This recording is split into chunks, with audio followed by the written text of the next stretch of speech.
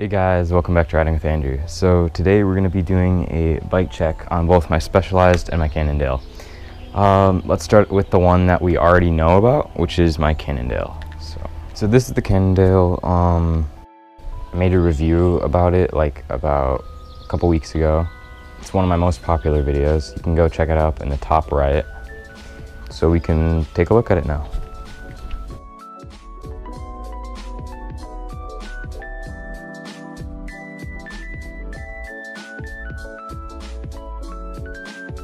The Drivetrain is a 1x9 and comes with a Sunrace cassette. Parts may have changed by now, but you should expect something similar.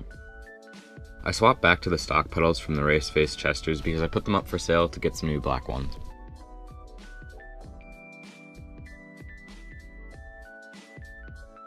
The fork is a RockShox XC30 and I absolutely love it even though it's coil. I also swapped back my grips to stock and I'm ordering the P&W Components Lone Grips. You guys know how much I love P&W.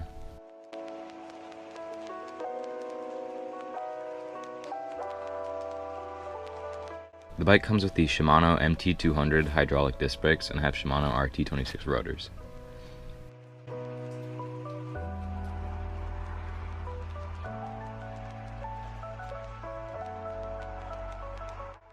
The handlebars are Cannondale C3 riser bars that come stock at 780, but I cut them down to 760mm.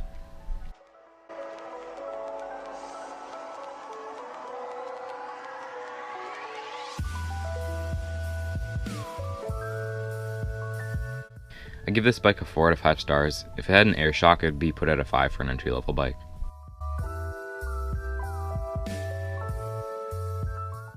Now that I've bored you guys to death with videos for my Cannondale, I can finally move on to my Specialized. So this is going to be a fun video to do, or this is going to be a fun bike to review. This is completely stock, so it would be how, if you bought it, this is what you would get. So yeah, let's just get right into it. The back derailleur is a Shimano Dior 9-speed, and the cassette is a Sunrace, just like my Cannondale. I'm also running the stock pedals on this just because I ride my Cannondale more often. The cranks are Stout cranks, which is main component brand for like this entire bike.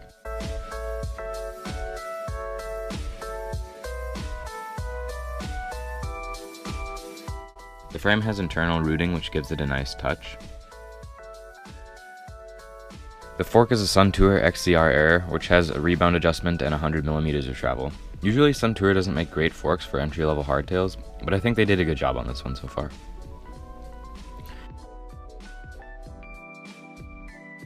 Overall, I would give this bike a 4 out of 5 stars. The air fork is a nice touch along with the internal rooting, but the bike lacks in its drivetrain abilities, such as having a 2x instead of a 1x, and the tires aren't really grippy enough for me. So now that we're done reviewing both of my main bikes, we can go inside and check out my new Cannondale Trail 6, which is just the lower end version of my Trail 5.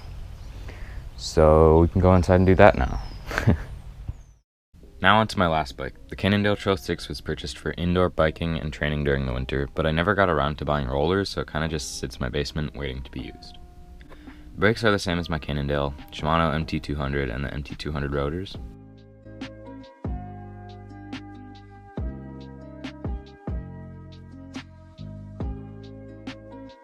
The dark disc may look a little silly, but I'm leaving it on there for a specific reason.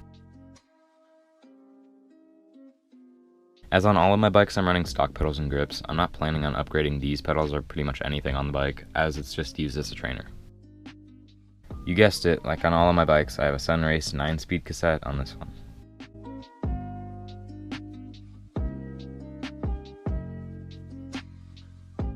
The fork is a SR Suntour XCM RL with 100mm of travel. This fork is honestly a piece of garbage, but it's only training bike, so I don't have to worry if I'm plowing down a rock garden.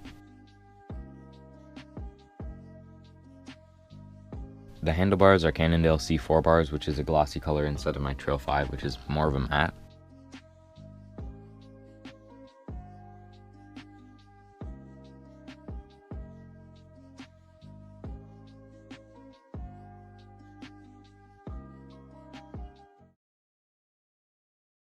I'll admit that this bike isn't the greatest, but just listen to those hubs.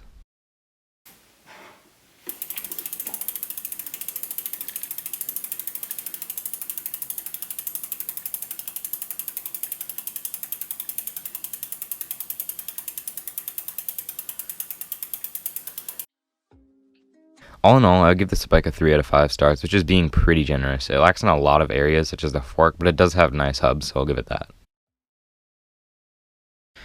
Now I'll rate my bikes out of 3. First, obviously, goes to my Cannondale Trail 5. Coming in close to the Cannondale is the Specialized Men's Rock Hopper Expert. Coming in third is the Trail 6. I think we all saw this one coming. Thanks for watching, and be sure to subscribe so you never miss out on content like this in the future.